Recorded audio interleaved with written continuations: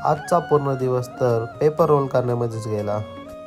नमस्कार मित्रांनो, तुम्ही मागच्या 2 पार्टमध्ये बघितलं असेल की आपण गणपती बाप्पांसाठी डेकोरेशन बनवत आहोत।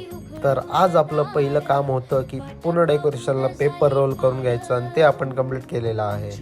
यानंतर आपण त्याला प्लास्टर करणार आहोत पेपर, गम आणि फेविकॉलच्या मदतीने। तर सर्वात आधी फेविकॉल आपल्याला एका बोलमध्ये काढून घ्यायचा आहे, त्यामध्ये पाणी मिक्स करून त्याचा एक पेस्ट तयार करून घ्यायचा आहे।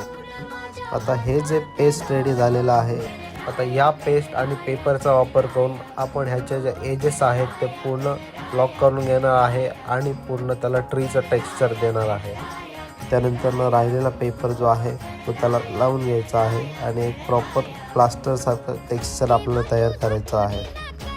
लास्ट पार्टमध्ये एका व्ह्यूअरनी यूट्यूबवरती आपल्याला कमेंट केली होती की POPचा सुद्धा वापर कर म्हणून। तर सर्वात आधी थँक्यू फॉर द कमेंट।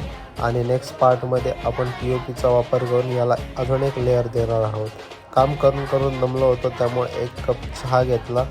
चहा घेऊन रिफ्रेश झाल्यानंतर पुन्हा कामाला सुरुवात केली।